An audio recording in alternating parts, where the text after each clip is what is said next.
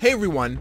As some of you might know, I recently created a new YouTube channel called Dino-Tales, where I will focus all the upcoming dinosaur cinematics. You can find the link to the Dino-Tales channel in the description down below.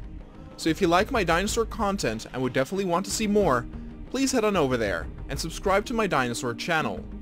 I hope by doing this to cater my videos more to those only interested in the dinosaur videos and give you the content that you want to see.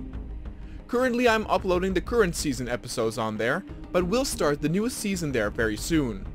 Also, since I already started this season on the Kanoa channel, I will still finish it in its entirety on here as well. Thanks, and enjoy the rest of the episode.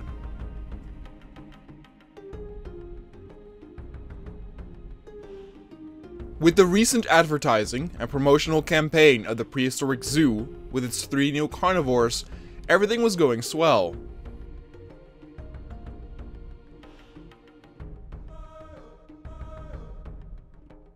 The media attention on the front pages might have toned down a little bit, but the audience attendance was higher than ever. There were so many different and awesome creatures on display in the zoo, and not even all of them dinosaurs.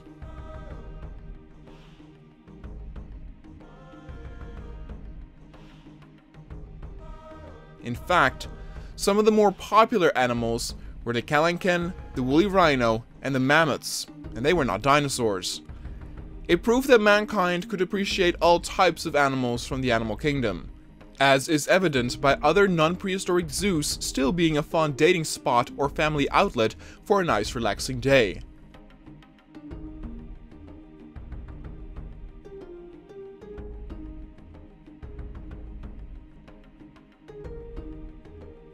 For a few children, the prehistoric park was actually a little bit scary. Many of the dinosaurs could seem a bit frightening, even though the prohibitors made sure everyone was safe.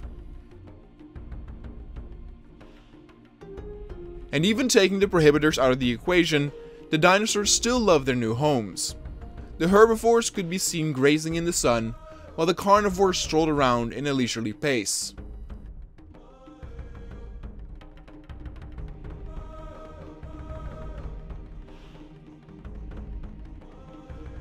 Things were good, and the park staff would keep it that way.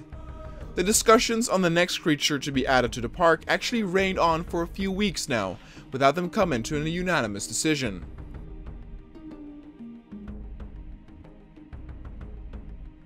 Since the earlier mentioned mammals were actually as popular, if not more popular than some of the dinosaurs, there were plenty of scientists who wished to add more.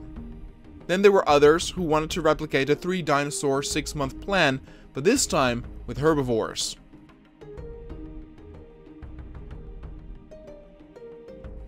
Though the 6-month plan would undoubtedly be very good for the park again, it would require a lot of planning on deciding what dinosaur species to add next. Therefore, the decision fell on adding another creature that was not a dinosaur. But this time, it would not be a mammal also.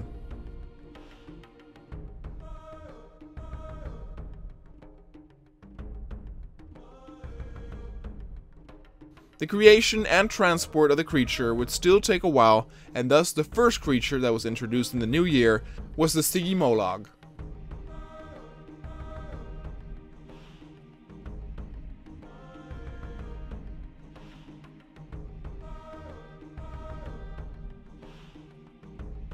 This tiny, hot-tempered dinosaur was first introduced during the safari tour days.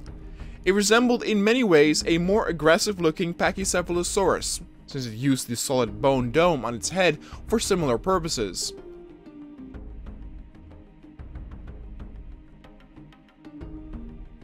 The stygimolog, however, had some impressive-looking spikes at the back of its head, which could be used for both duels, fighting off enemies, but also to impress a potential mate, just like the antlers on the male deer.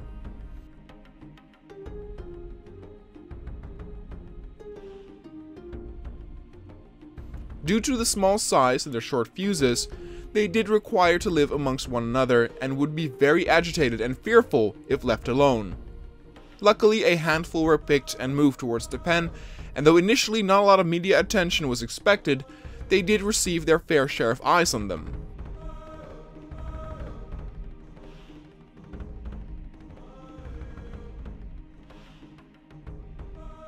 The sedation of the dinosaurs was a little bit of a hassle.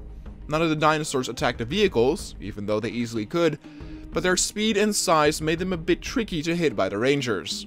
Even though the rangers have shot at tinier targets like compies before, so some weapons training might be in order.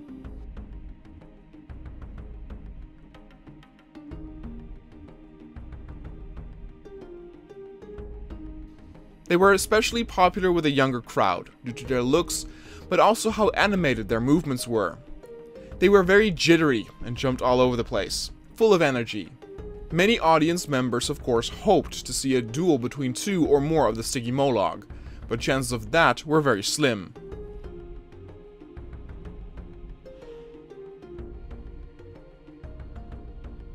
And then it was finally time to welcome a new creature to the park, which once again was not a dinosaur. This time, it was a Dinosuchus, which literally translates to terrible crocodile.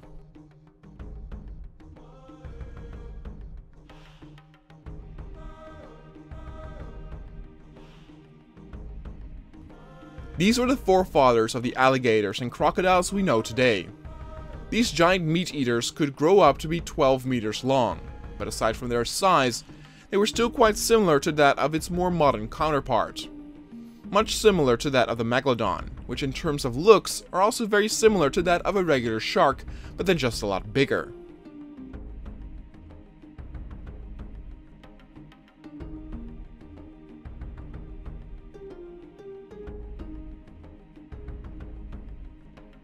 In general, the Dinosuchus were very calm creatures.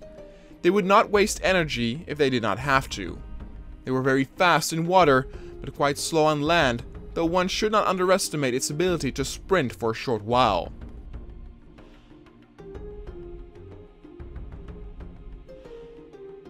It was a very dangerous animal when it was hungry, since it could devour prey much larger than itself, even some bigger dinosaurs.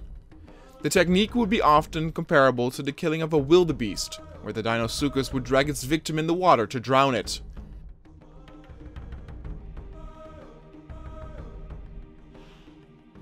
And so extreme caution was advised when sedating these giant crocodiles. To make sure they would not initially show aggressive behavior, they were fed a lot before being released so that their digestive system would occupy their willingness to move. When they were pulled up by the helicopters, it was once again a spectacle to behold, as the crocodiles were hovering through the air. Not many people can say that they have seen crocodiles fly.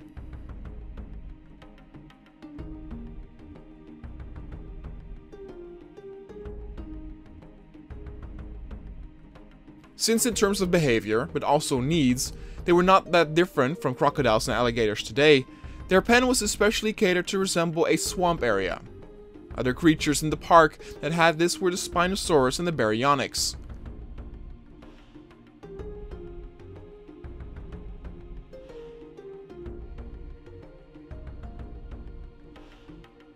The giant crocodiles immediately felt at home in their new swampy area.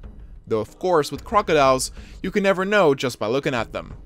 One time they will lay still all day long, and another they'll be wobbling all over the place, going in circles.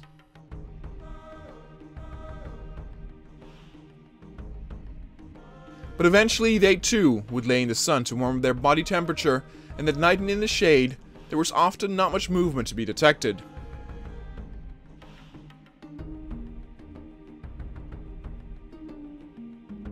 And these creatures were, as expected, another huge hit. It did not matter that their looks were similar to that which we already knew, but it was the incredible monstrous size that made them special.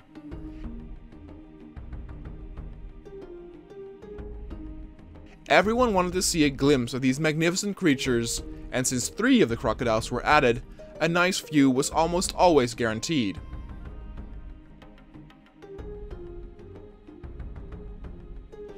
And with the news media and attention slowly continuing over the next weeks, plans had already been made for the next dinosaur, which would be another humble herbivore.